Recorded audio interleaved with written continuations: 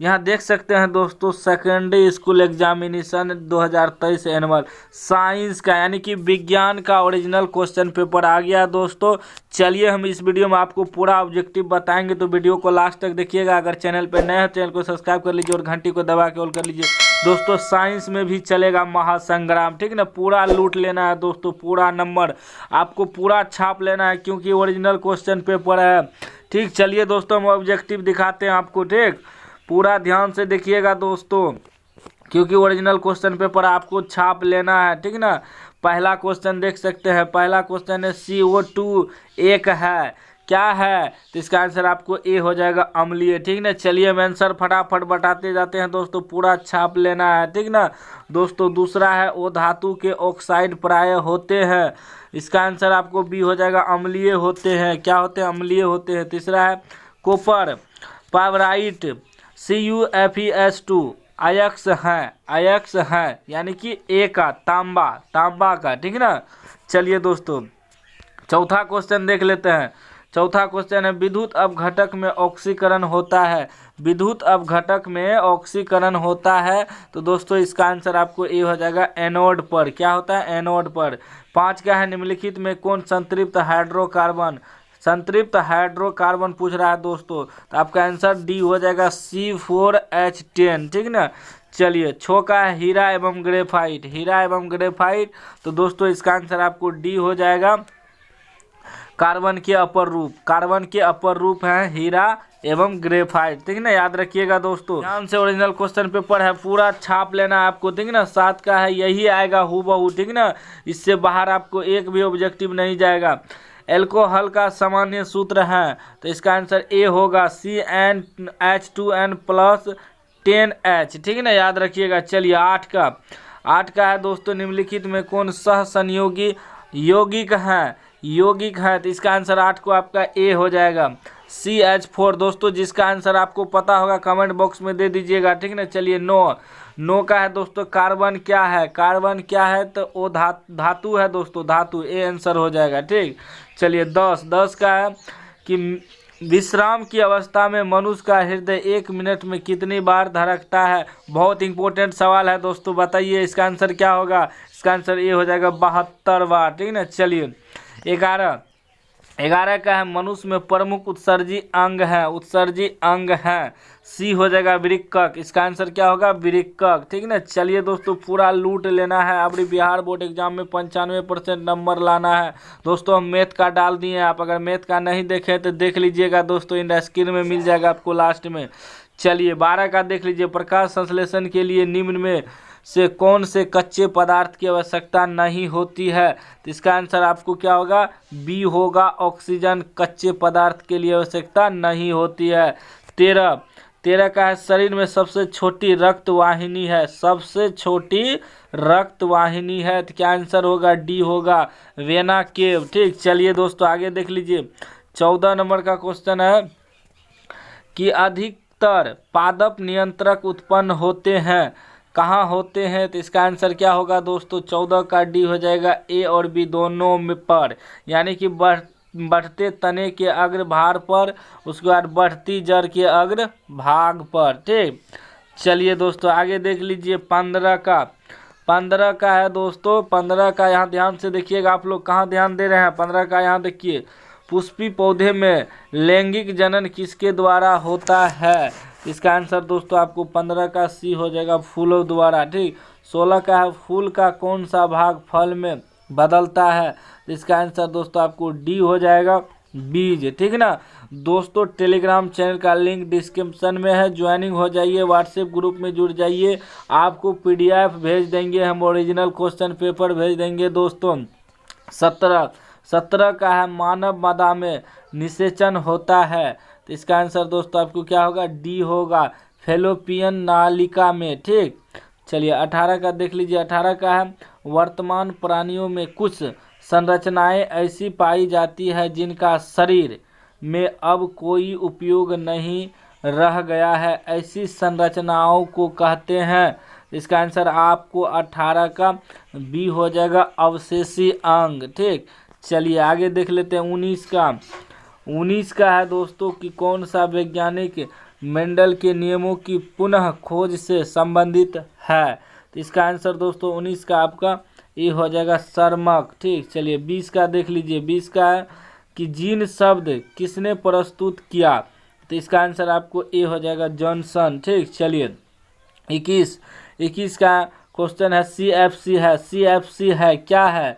इसका आंसर दोस्तों आपको ए होगा क्लोरोफ्लोरोकार्बन है। ठीक, चलिए दोस्तों 22 का देख लेते हैं। ओरिजिनल क्वेश्चन पेपर है फूल बटे फूल लाना है, यानी कि 80 में 80 आपको ऑब्जेक्टिव ठोक के आना है। बनाना तो है 40 ही दोस्तों, लेकिन 80 ऑब्जेक्टिव क्वेश्चन आंसर में आपको बताऊंगा, हूबहू इसी से पूछा जाएगा। चलिए 22 का है कॉर्लीफॉर्म। कॉर्लीफॉर्म क्या है। तो इसका आंसर आपको बी हो जाएगा जीवाणु है। ठीक ना, चलिए 23 का है चिपको आंदोलन किस वर्ष में प्रारंभ हुआ। किस वर्ष में प्रारंभ हुआ, आपका आंसर ए हो जाएगा 1970। ठीक ना, जिसका आंसर आपको पता होगा दोस्तों कमेंट बॉक्स में दे दीजिएगा। 24 का दोस्तों 24 का कह रहा है कि समतल दर्पण MN पर AB एक आपतित प्रकाश किरण है, आपतन कोण का मान होगा। आपतन कोण का मान होगा दोस्तों, इसका आंसर बी हो जाएगा 50। ठीक ना, चलिए 50 डिग्री आंसर हो जाएगा। आगे देख लीजिए दोस्तों 25 नंबर का क्वेश्चन है कि मोटर गाड़ियों में चालक के सामने लगे दर्पण होते हैं क्या। हमें पता है, आपको इसका जवाब मालूम है। बताइए क्या आंसर होगा। सी होगा सही उत्तल दर्पण। ठीक, चलिए आगे देख लेते हैं दोस्तों 26 का क्या है कि वास्तविक प्रतिबिंब को पर्दे पर प्राप्त किया जा सकता है जबकि काल्पनिक प्रतिबिंब को नहीं।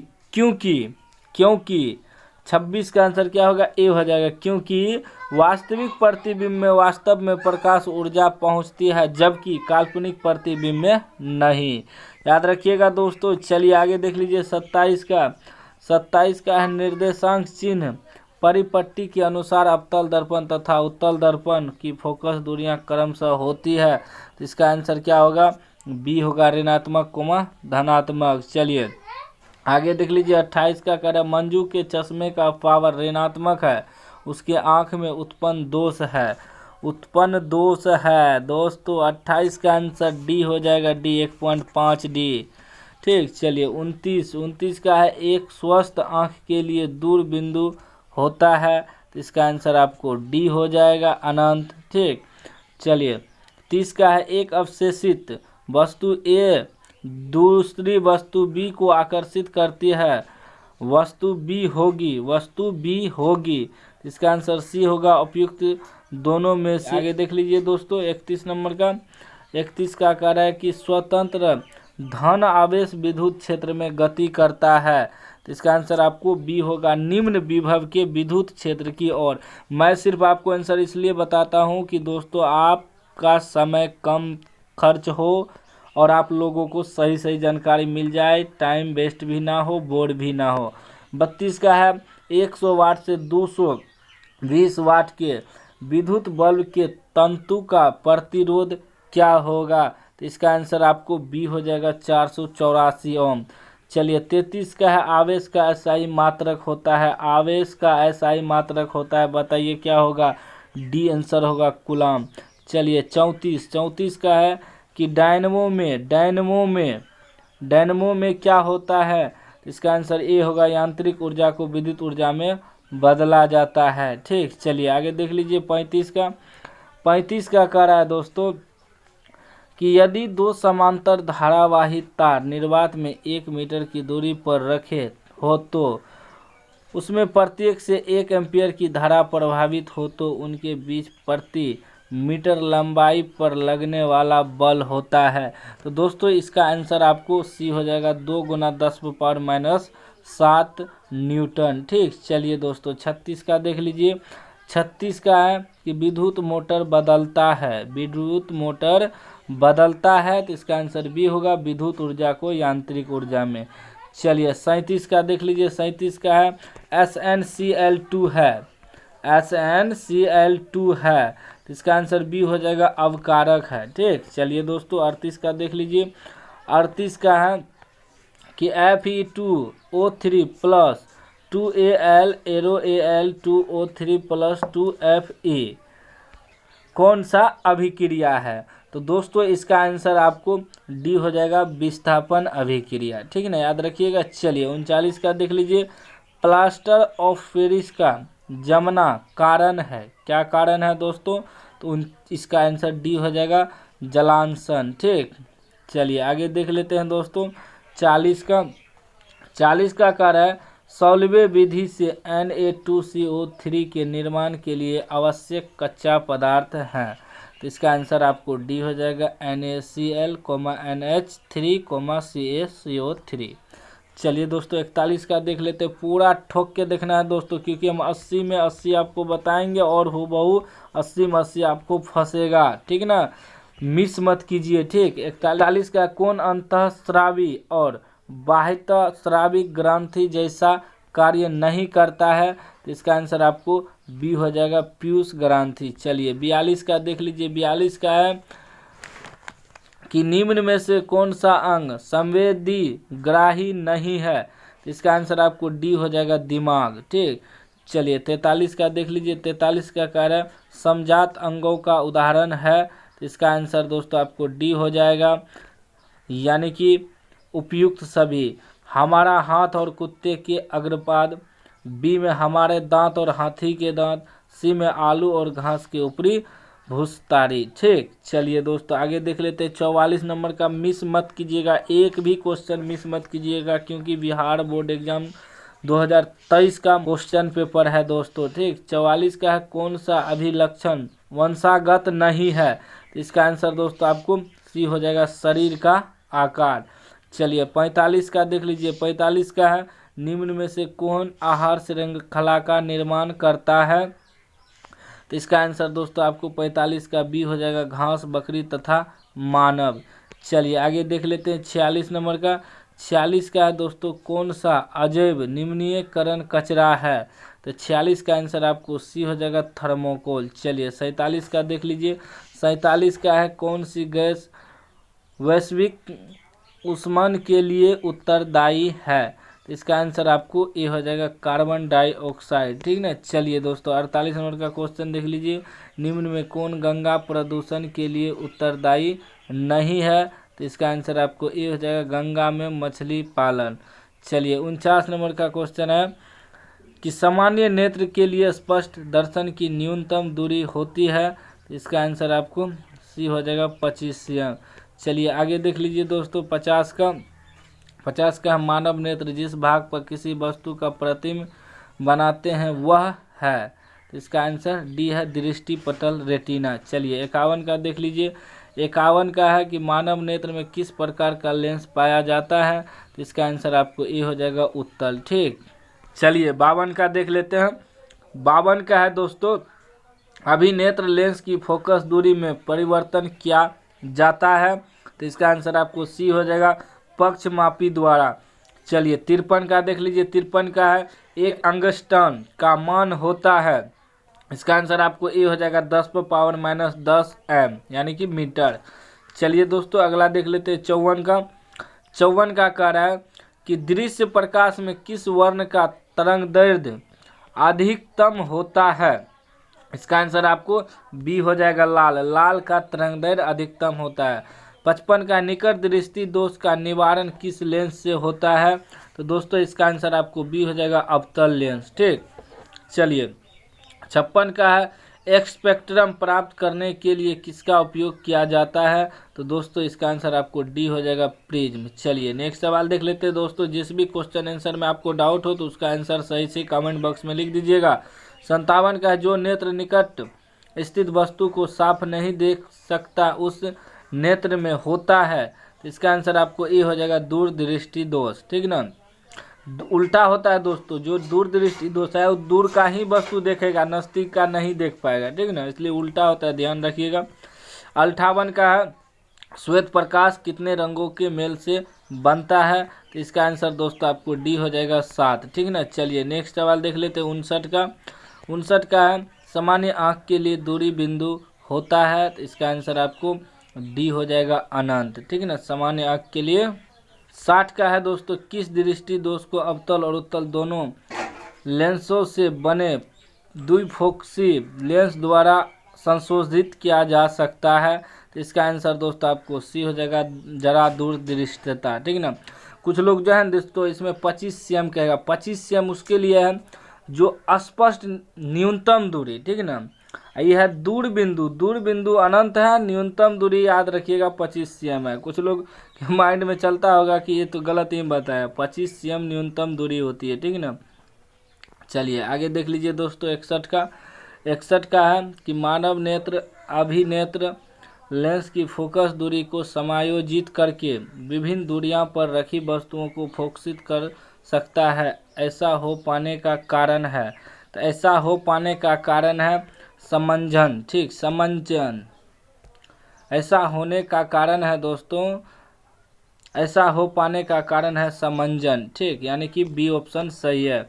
चलिए 62 का देख लीजिए। 62 का कार्य है जब सूर्य का प्रकाश वायुमंडल से गुजरता है तो वायु के सूक्ष्म कण किस रंग के प्रकाश को अधिक प्रबलता से परिकीर्ण करते हैं।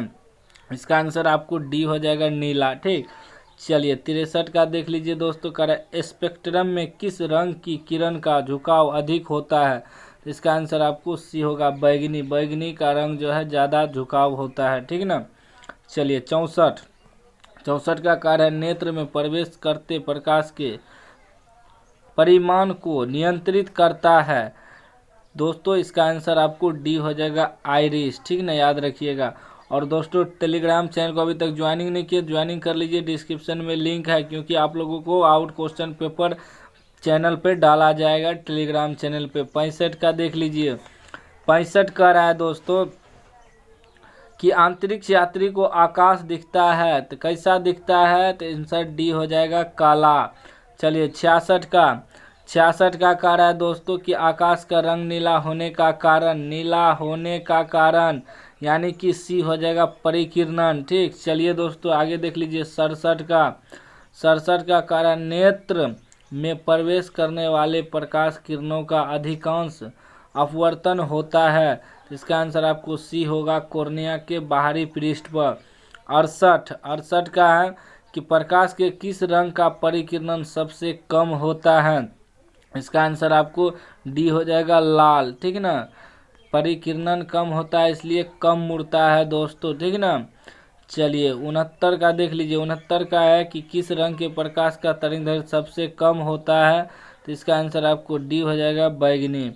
चलिए 70 का देख लीजिए। 70 का है इंद्रधनुष का भीतरी हिस्सा किस रंग का होता है।